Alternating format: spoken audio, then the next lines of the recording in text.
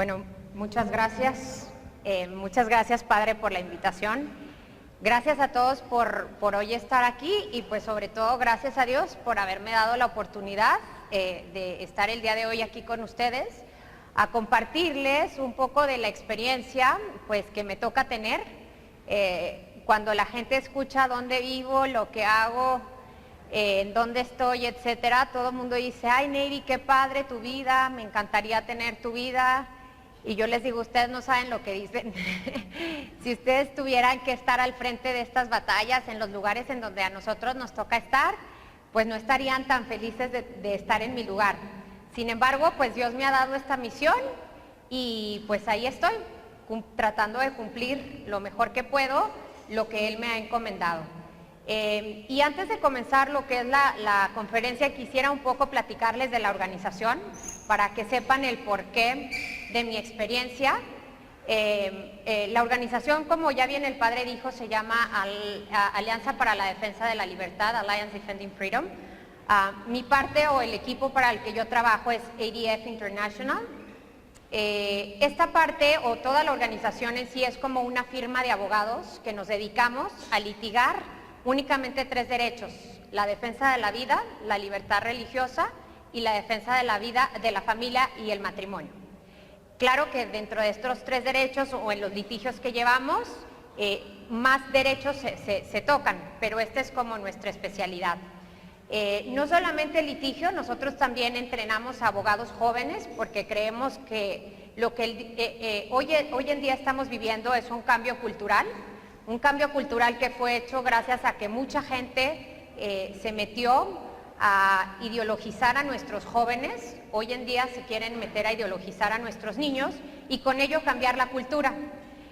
Nosotros lo que hacemos es justamente para contrarrestar esto, estamos entrenando a jóvenes, a estudiantes de Derecho o Ciencias Políticas o carreras relacionadas, para que puedan el día de mañana pues ser nuestros relevos bueno, no solamente creo que nuestro relevo, sino simplemente un frente, porque creo que al día de hoy ya no podemos darnos el lujo de quedarnos sentados en nuestros hogares, sino que nos toca a todos desde nuestro frente, desde lo que el Señor nos esté pidiendo, pues desde ahí salir a dar esta batalla. En lo personal, a mí me tocó pues 5 años estar en Naciones Unidas. No es que trabajaba para Naciones Unidas, trabajaba para esta organización, pero me tocaba representarla ante las Naciones Unidas. Cuando tú tienes una acreditación que la Organización de Naciones Unidas te da, te permite estar entrando a todas las conferencias y a todo lo que se está pasando dentro de lo que son las Naciones Unidas. Y por eso es que me tocó pues conocer lo que se estaba dando, lo que se está dando hoy en día.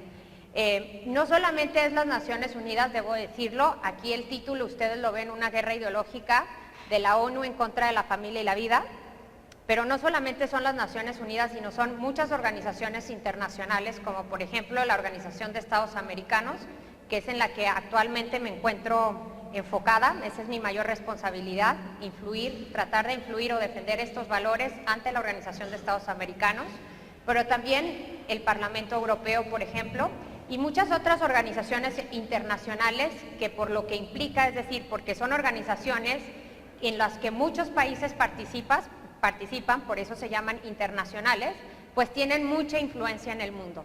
Y por eso, tristemente, han sido tomadas por una corriente que es muy ajena a los valores, y no voy a hablar como únicamente de la parte cristiana, pero yo diría de los valores universales que dieron origen a las Naciones Unidas. Las Naciones Unidas nacen en el 1948 y nace después de lo que fue la Segunda Guerra Mundial. Es decir, cuando viene la Segunda Guerra Mundial y se cometen todas aquellas atrocidades, principalmente por los nazis, en los que se matan a las personas simplemente porque aquellas personas o los nazis se creían una raza pura y que ellos eran los únicos que debían de existir y los demás no tenían derecho a existir, viene la creación de las Naciones Unidas. ¿Para qué? Para defender el derecho a la vida de esas personas. Tristemente hoy estamos viendo lo contrario. Pero no solamente es el derecho a la vida o a la familia o lo que hoy se está dando, sino que es un todo que está realmente cambiando nuestra sociedad. y que ese cambio te va a afectar a ti, me va a afectar a mí, le va a afectar a aquel y nos va a afectar a todos de alguna u otra manera. Y por eso yo les digo que hoy en día no nos podemos dar el lujo de sentarnos y de quedarnos simplemente a ver a aquellos que están dando la batalla, pero que todos tenemos un papel. Yo siempre les digo que hoy en día, aunque lo que estamos librando, y ustedes lo van a ver después de la presentación, es una guerra ideológica. Pero siempre les digo que hoy en día, a pesar de que las cosas están así de mal, que a pesar de que todo lo que vamos a ver está negativo, Dios nos está dando la oportunidad de ser parte de su ejército, de un ejército que va a transformar esta sociedad, porque todos sabemos que el bien va a triunfar. El mal ahorita podrá verse como muy grande, podrá verse que nos está sobrepasando, pero al final de cuentas el mal no va a triunfar, va a ser el bien que va a triunfar.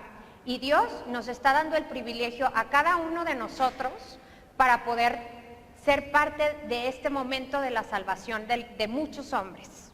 Entonces, esa parte yo se las quiero compartir porque soy católica, porque soy creyente, porque comparto muchas de las creencias y muchos valores con nuestros hermanos también cristianos y con muchos otros hermanos que están allá afuera, que coinciden con nosotros, pero que simplemente no se han dado cuenta de lo que todo esto implica.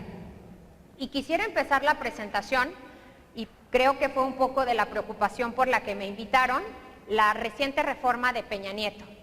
En esta reforma podemos ver que es una reforma que va más allá de únicamente permitir a dos personas del mismo sexo a que se contraigan lo que es el llamado matrimonio. Es decir, la propuesta de Peña Nieto va mucho más allá de lo que es el matrimonio igualitario. En su paquete de reforma, así fue como fue enviado a lo que fue el Congreso, en su paquete de reformas, ellos enviaron varias propuestas que formaban parte de este paquete. La primera y la que es más conocida para todos nosotros es esta redefinición del matrimonio en la Constitución, el artículo 4 de la Constitución, en el que se incluya y quieren que se cambie la definición y sea matrimonio igualitario para que pueda incluirse a las personas del mismo sexo. Pero también pidió que se reformaran todos los códigos civiles y que no existieran y que se eliminaran más bien todas aquellas normas que se consideran discriminatorias. Además pidió que se produciera o se generara desde lo que es el legislativo una ley de identidad de género. Voy a explicar como más adelante todo esto. Un cuarto punto de esta paquete de reformas es una campaña para promover o para combatir lo que es conocido como la homofobia. Y finalmente, una propuesta para que México forme parte de un llamado Core Group, que lo vamos a ver también más adelante, que es como a nivel internacional. Entonces, la situación que hoy estamos viendo creo que nos preocupa a algunos, a otros no tanto, porque piensa que únicamente significa hablar o dejar que dos personas se amen. Y ese es el argumento constante que yo me enfrento. Me dice, Neri, ¿y a ti qué más te da? Si al final de cuentas esto es solamente permitirle a que dos personas que se quieren, que se amen, puedan tener acceso a ciertos derechos. Bueno, el primer punto que yo les digo es, pueden tener acceso a esos derechos, y es una realidad que existen estas uniones, pueden tener acceso a estos derechos de alguna u otra forma, no necesariamente cambiando el concepto del matrimonio como hoy lo conocemos. Si el argumento es el amor, entonces hoy en día, porque es amor, mi argumento, todo se vale. Si nosotros dejamos al lado la objetividad, es decir, lo que es visible a los ojos y que podemos saber qué es la verdad, pues entonces ya todo vale. Y eso es a lo que nos estamos enfrentando, a un panorama en el que está eliminando la sociedad como hoy la conocemos y está abriendo paso a una sociedad en la que todo se vale, en la que ya no rige más un derecho, un bien común, sino rige un bien individual, lo que yo quiera, mi deseo de casarme con esa persona, mi deseo de adoptar a un hijo, mi deseo de tener un hijo propio, y eso es lo que hoy en día rige al mundo. Y bajo este egoísmo o bajo, nosotros lo llamamos egoísmo, en derecho es un individualismo, va a haber un conflicto de intereses, que lo vamos a ver a lo largo de la presentación, cómo se van a contraponer estos intereses y por qué algunas de nosotros nos oponemos a esta redefinición de la sociedad. Pedimos respeto para esas personas, pero nos oponemos a que haya esta redefinición de la sociedad. Y quiero empezar la presentación haciendo una distinción. Mientras hable yo de hoy en adelante, voy a hablar, y lo puedo decir o podré omitirlo, podré hablar de personas que se sienten atraídas hacia su mismo sexo, pero quienes están involucradas en este movimiento que yo les voy a presentar, yo les llamo el lobby gay. El lobby gay yo lo distingo siempre porque no podemos generalizar y decir que todas las personas que se sienten atraídas hacia su mismo sexo forman parte de este movimiento. No todas. Yo siempre les digo, desde nuestro trabajo, cuando me toca llevar a un grupo de personas a participar, lo primero que tenemos que tener en mente es qué le pasó a esa persona para que esté en ese momento o con ese odio contra mí o que esté en esta situación. Y siempre desde la caridad y con mucho amor, tratar de argumentar o de hacer nuestro punto, no de atacar, es hacer mi punto de vista, simplemente expresar mi punto de vista, pero con mucha caridad. Y entonces sí quiero hacer la distinción porque creo que no se vale generalizar, hay muchos incluso, y bueno, perdón, pero hago un paréntesis solamente para explicarles que mi organización trabaja a nivel mundial, es decir, tiene oficinas en otros lados del mundo y por eso pues estamos tan informados, digamos, de lo que está pasando en las diferentes partes, porque tengo compañeros que están en Ginebra dando la batalla ante Naciones Unidas en Ginebra, la base que está en Ginebra.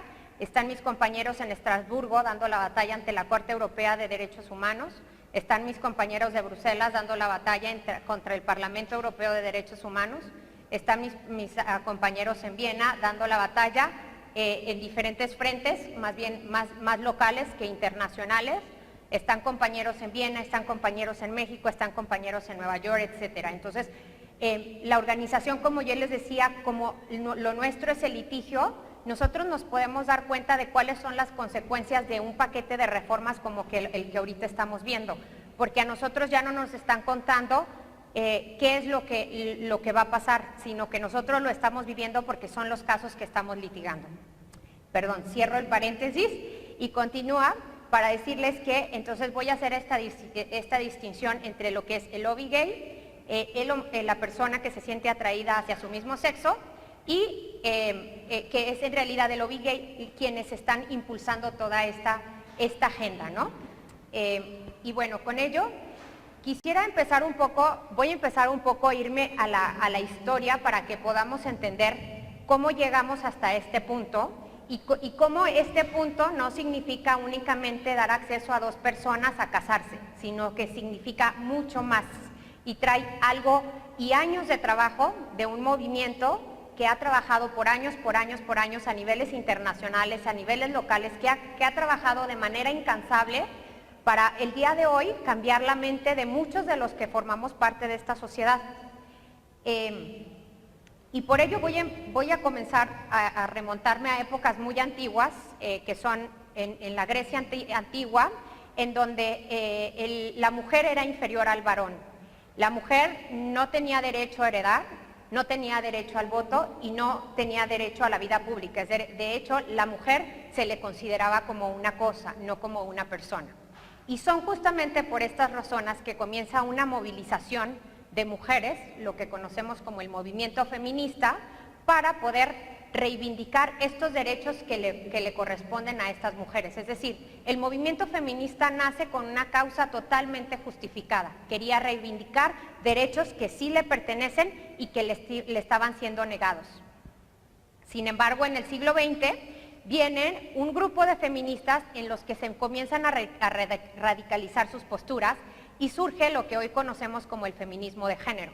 Este feminismo de género comienza a exigir ya no nada más el derecho a heredad o el derecho al voto, pero también un derecho a abortar.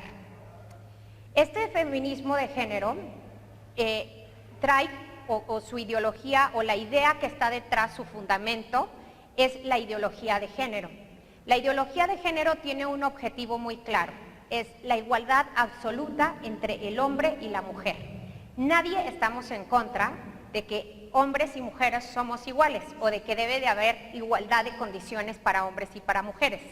El problema acá y el problema principal que vemos, que observamos en lo que es el feminismo de género, es cuando habla de una igualdad absoluta.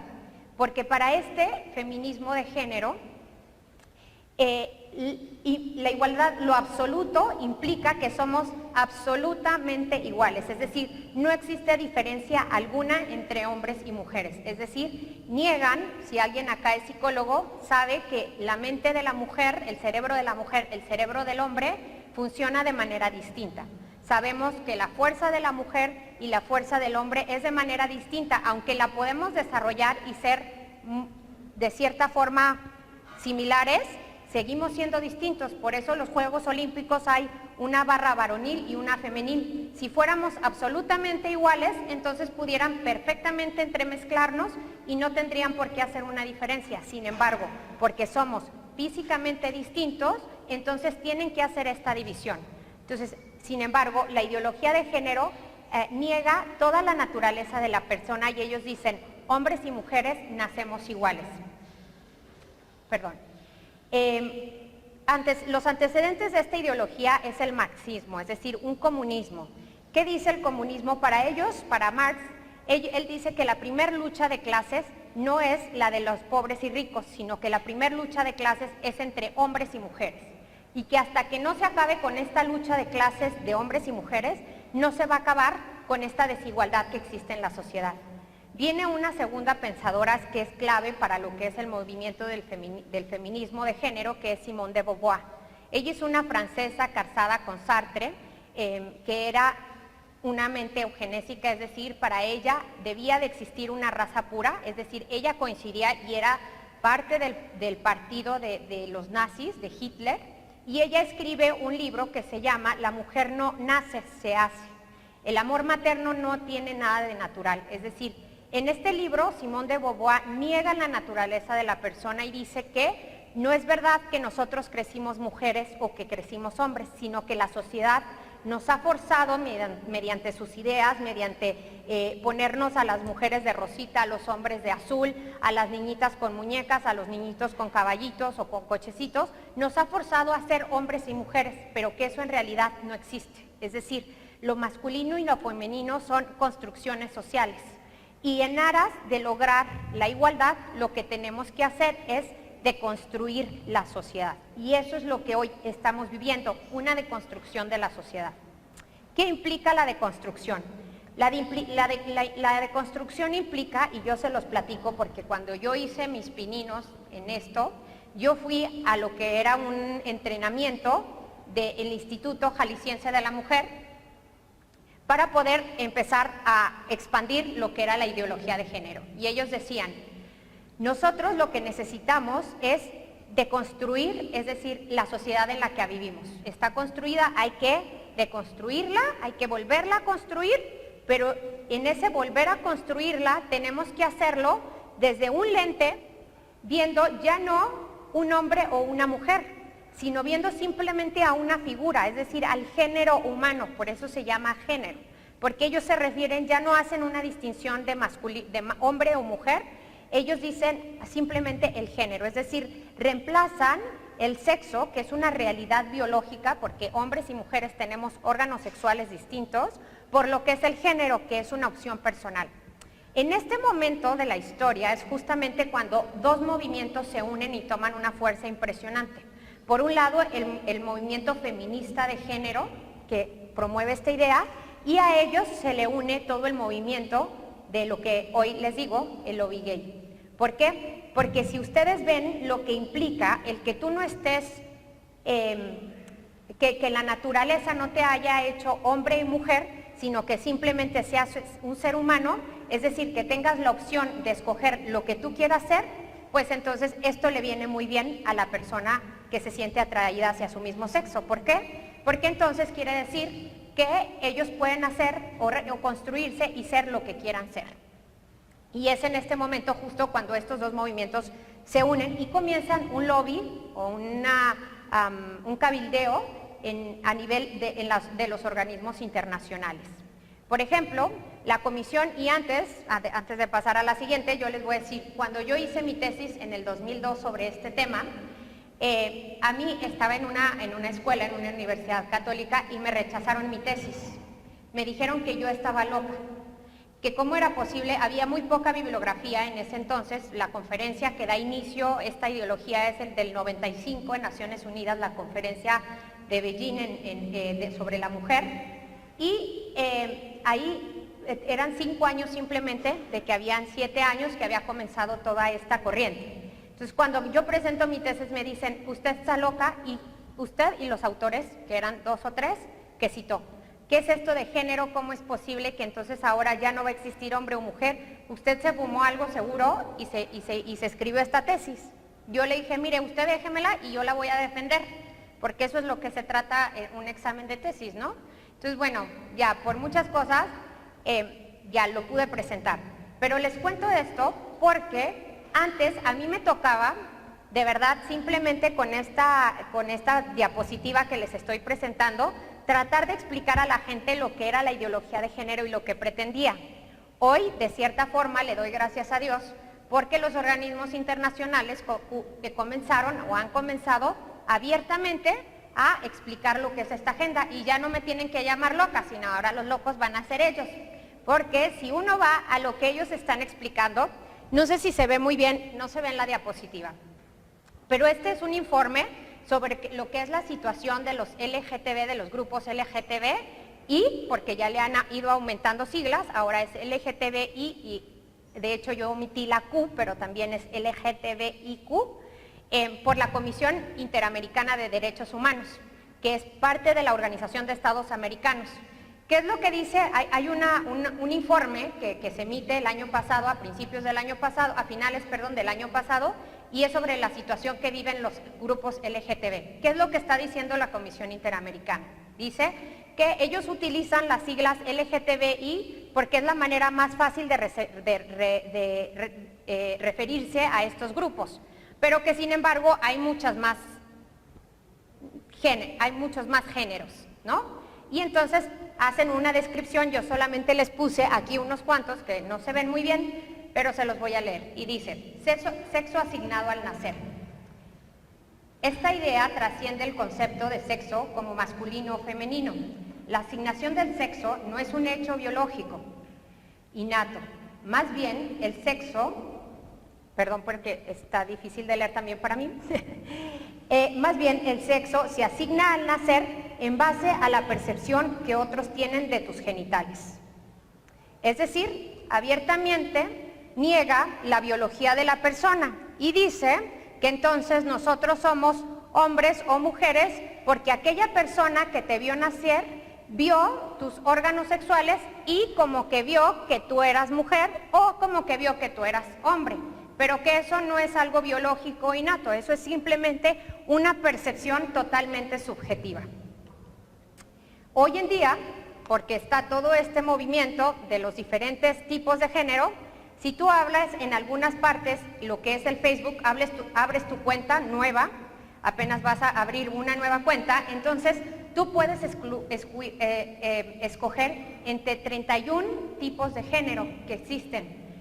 Acá en español no está, pero acá lo pueden ver, me parece, gender fluid, gender non-conforming, gender questioning, gender variant, gender queer, agender, bigender, cisgender, cisgender female, cisgender male. ¿Qué es todo eso? No se los puedo explicar. ¿Por qué? Porque cada quien, y lo que está pasando acá, como yo les decía, cuando al ser humano tú le desconoces la realidad biológica que es objetiva, lo que tú estás haciendo es dejarlo todo a la subjetividad, y entonces yo hoy en día soy lo que a mí me dé la gana hacer, y entonces con eso vamos a abrir la puerta para que existan cuantos géneros cada quien invente, porque hoy además el ser humano somos tan variables, tan volubles, que el día de hoy puedo amanecer sintiéndome genderqueer y mañana me puedo inventar un otro gender y voy a hacer eso, ¿no? Entonces, eso es lo que estamos viviendo. Ahora bien, la estrategia que se ha usado para imponerlo, como yo les decía, son las organizaciones internacionales. ¿Por qué las organizaciones internacionales?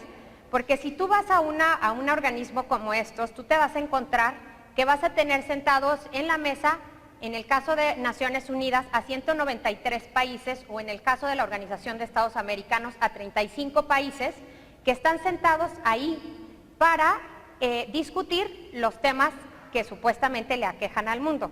Tristemente, lo que vemos es que no siempre discuten estos temas, y muchas veces, muchas ocasiones, y yo se los digo porque participé ahí por muchos años, se discuten los temas que no tienen nada que ver con lo que realmente aqueja al mundo, las guerras, las muertes que están sucediendo, las hambrunas en el mundo, etcétera, sino por el contrario, únicamente se enfocan a temas que a ellos les interesan.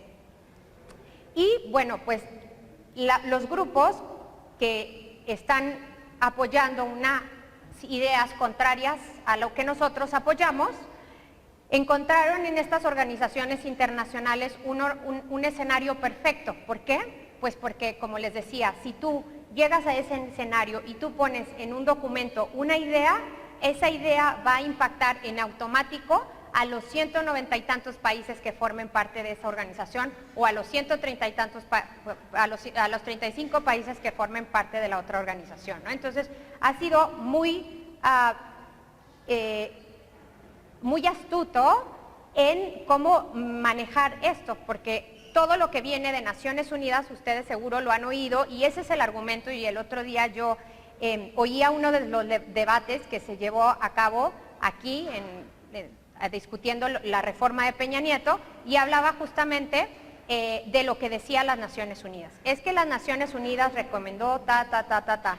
Cuando uno va allá y ve lo que es las Naciones Unidas, se le cae el encanto. ¿Por qué? Porque te das cuenta que las Naciones Unidas no son más que un grupo de gente, que parte de esa gente tiene una agenda, tiene un propósito, está ahí metida para impulsar una agenda como la que hoy estamos viendo.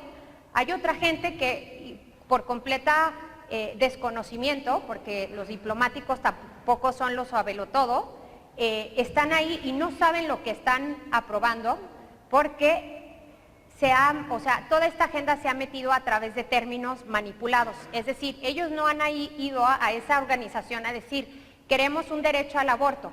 Ellos van allá y dicen, queremos que se respeten los derechos reproductivos de las mujeres.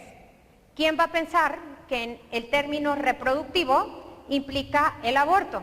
Reproductivo, si tú lo entiendes en el término, como en el sentido común de lo que es la palabra, pues implica más bien la reproducción, más que la no reproducción. Entonces, esta gente que viene, se sienta, que no es experta, como yo les digo, y ve un término como los derechos reproductivos, lo último que se va a imaginar es que va a ser que se está promoviendo por medio de este término un derecho al aborto.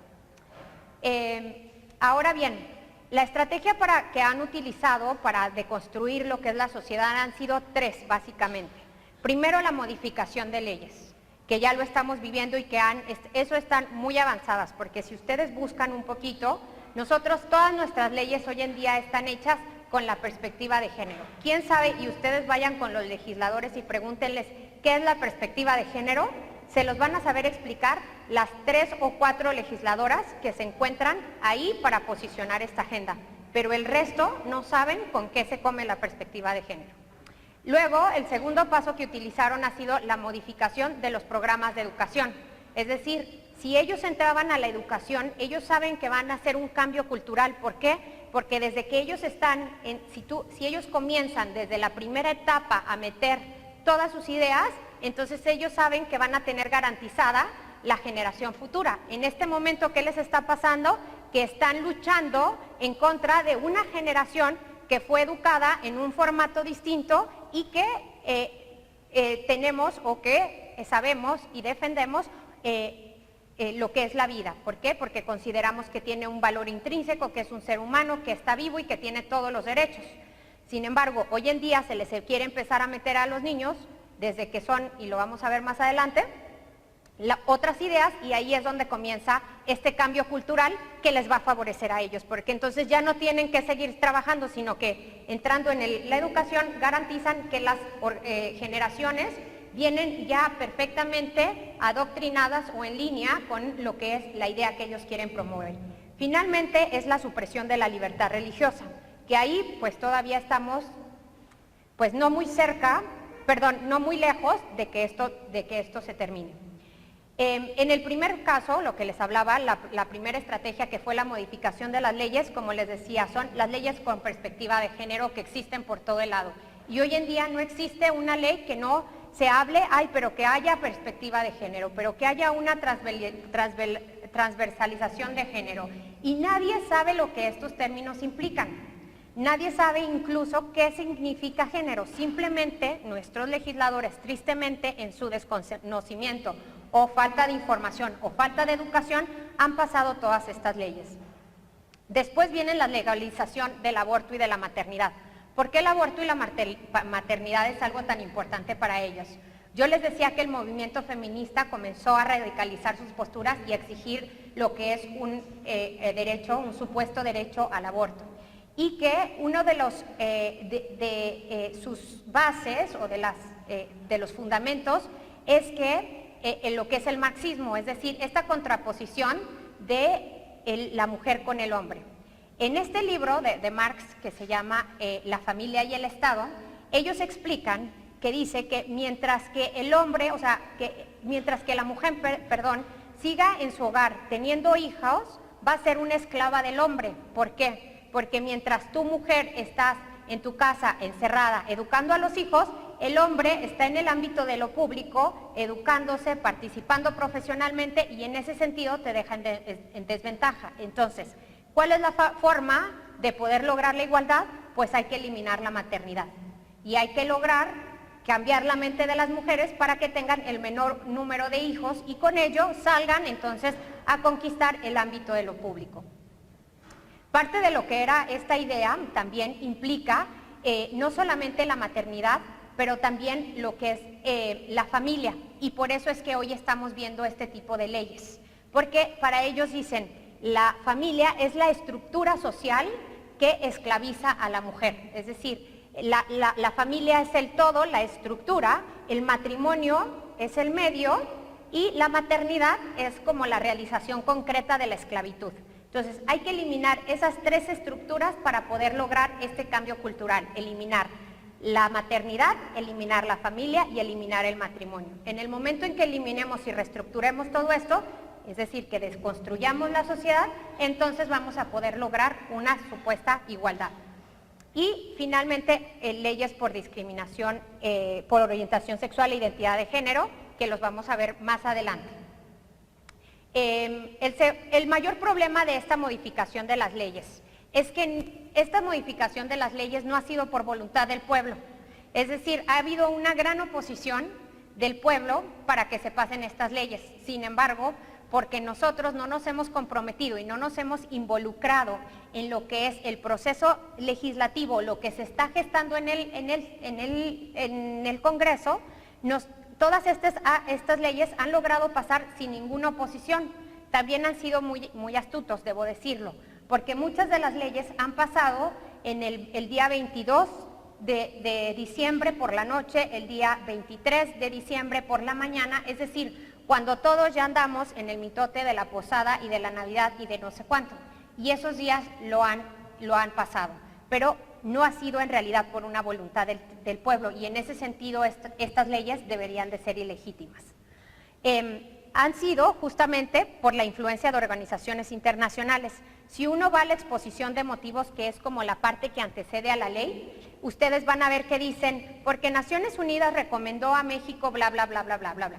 ¿Qué son cuando ellos dicen que Naciones Unidas recomendó a México, eso significa que no es Naciones Unidas quien recomendó a México. Cuando existe una ley que se toma en Naciones Unidas, por ejemplo, voy a decir, la Convención sobre Derechos Humanos. Cuando existe esta convención, se nombra a un comité, y este comité es quien le da seguimiento para que los estados, para asegurarse de que los estados están cumpliendo con lo que ellos acordaron en esta convención. Entonces, este comité se le llama un comité de expertos, pero son expertos según quién. ¿Quién los puso ahí? ¿A ustedes les han preguntado o le han votado por algún experto para que esté en Naciones Unidas representándolo? No, ¿verdad? Entonces, si no está, es decir, todos estos expertos son posicionados por la misma gente de la organización, que los meten ahí porque saben que coinciden con una idea que es la que ellos quieren promover y por eso les dan estos puestos. Y son estos comités de seguimiento quienes recomiendan a los países que cambien sus leyes.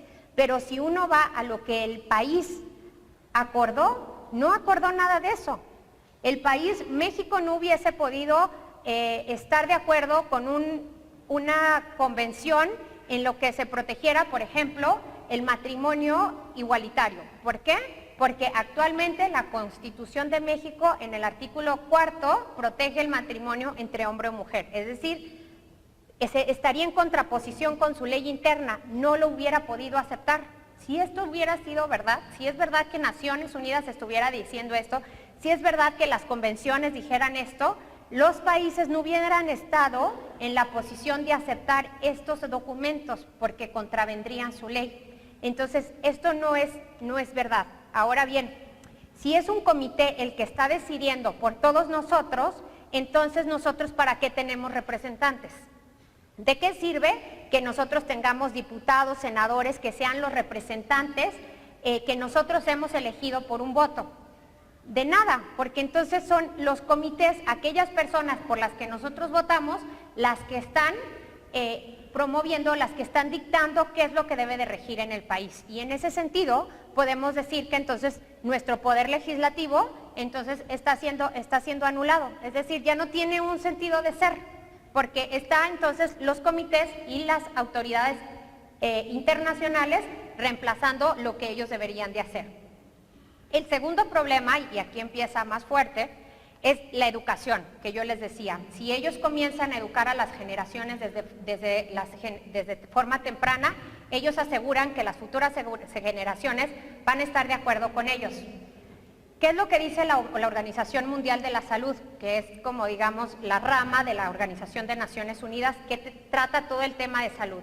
La Organización Mundial de la Salud dice que nosotros debemos enseñarle de los 0 a los 4 años a nuestros bebés a dar el derecho de explorar diferentes identidades de género, dar información sobre el goce y el placer de autotocarse, es decir, masturbación temprana. De los 4 a los 6 años, la OMS recomienda que debemos de darles información a los niños acerca de las relaciones del mismo sexo. Además, ayudar a los niños a que desarrollen un respeto por las diferentes normas de la sexualidad. Y omití un tercer punto, pero dice que debemos de dar también toda la información respecto de los anticonceptivos a los niños de 4 a 6 años. Yo les pregunto, ¿ustedes creen que a los 0 a los 4 años o de los 4 a los 6 años los niños estén en una condición para asimilar la información que se les está dando? No lo creo, ¿verdad?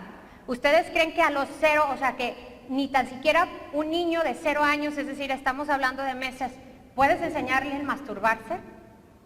Es ilógico, pero ¿qué es lo que ellos quieren? Es comenzar a desvirtualizar lo que en realidad es la sexualidad para dar paso a una sexualidad en la que ya no importe nada, en la que lo que importa es lo que les decía en un principio, lo que tú quieras, tu deseo. Desde ahí empieza la deconstrucción y esta es la forma que quieren comenzar a pervertir, yo les digo, a nuestros niños, porque esto no se le puede llamar una educación sexual, esto es una perversión.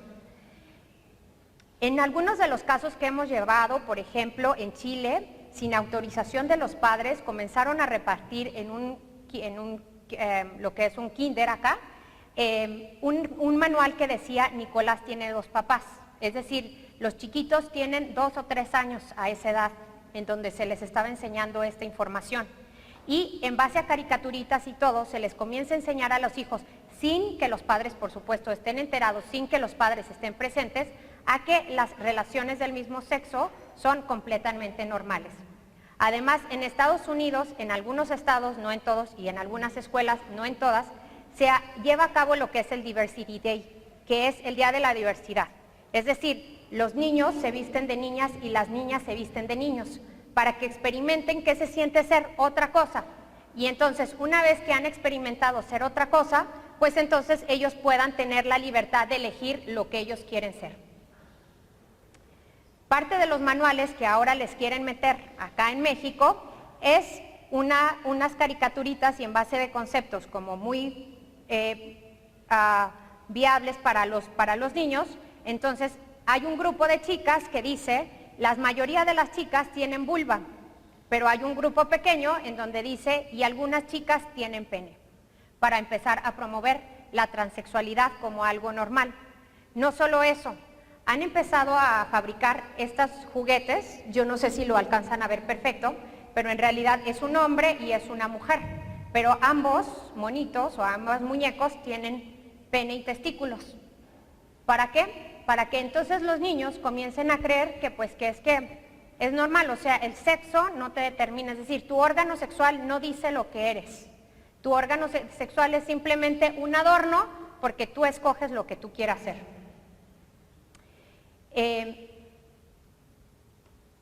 En Chile, por ejemplo, en una escuela privada fue demandada porque le negó la entrada a Ana, que en realidad no es Ana, sino se llama Pedro. Le negó la entrada a Ana, o sea, a Pedro, al baño de las niñas. Pedro tiene 5 años, pero le gusta vestirse como niña, los papás lo han vestido como niña, y entonces, porque él se siente niña, quiere que entre a los baños de niña. ¿Y las demás niñas qué? ¿Dónde está el derecho de los otros padres a que su niña crezca de acuerdo a conocer la información de acuerdo a su etapa? ¿Por qué un niño que tiene un pene y testículos va a entrar al baño de una niña a enseñar unos órganos que ellos todavía, les digo, no están en una capacidad de asimilar? Es muy interesante si ustedes entran a ver, perdón, se me fue ahorita completamente el nombre de la doctora, Miriam Grossman se llama, Miriam Grossman. Ella es una psiquiatra muy buena, judía, en Estados Unidos, y ella ha hecho diferentes estudios. Y ella hizo un estudio con un niño de 3 años en donde le empiezan a mostrar imágenes simplemente de gente desnuda, El cerebro de aquel chiquito comenzó a hacerse como de distintas formas, a deformarse. ¿Por qué? Porque ella explica que físicamente el cerebro, la madurez de aquella personita no está en capacidad de asimilar la información que se le está dando. Y cuando tú le das esta información, entonces esta información, por supuesto, comienza a dañarle su cerebro y su cerebro no sabe a qué hacer con ella porque no está listo para recibirla. Entonces, por eso yo hablo de un adoctrinamiento, ¿no?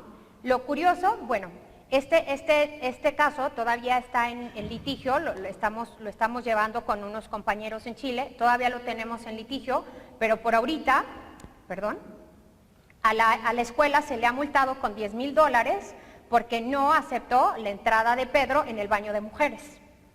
Entonces, hoy en día, todas las niñas, todos los papás, todos los demás, nos tenemos que aguantar porque alguien tiene un deseo personal de sentirse de alguna forma, ¿no? Entonces, lo ilógico de todo esto es que en nuestros estados, por ejemplo, y en nuestro país, se les exige a los niños que tengan 18 años para tomar. Se les exige que tengan 18 años para que se les pueda dar vino, para que puedan fumar, es la edad para muchas cosas, pero sin embargo se les quiere dar el derecho a decidir, no solamente sobre su cuerpo, pero también sobre el cuerpo del bebé que traen dentro, porque parte de todo esto también implica lo que es el aborto. Y yo les insisto que este es el momento de meternos todos a defender. ¿Por qué? Porque esto no te va a tocar, yo les digo, no es únicamente se trata de 2 personas que se quieren amar. Si eso fuera, qué bueno que nada más eso implicara y entonces creo que nadie tendríamos problemas con ello. El problema acá es que el redefinir el matrimonio nos va a afectar a todos y ya nos está afectando. Y a los principales que les va a afectar van a ser a nuestros chiquitos. Aquellos que todavía no tienen la madurez van a comenzar a ver este tipo de imágenes como el video, por ejemplo, que se presentó en Italia, y que ¿por qué? Porque como es algo normal y que ya se está viendo como normal, entonces pues vámonoslo poniendo así, y hay que involucrar a los niños en este movimiento, ¿no? Porque al final de cuentas son las generaciones futuras y son a las que necesitamos cambiar la mente. Y para poder hacer eso, entonces les voy a mostrar lo que es este video.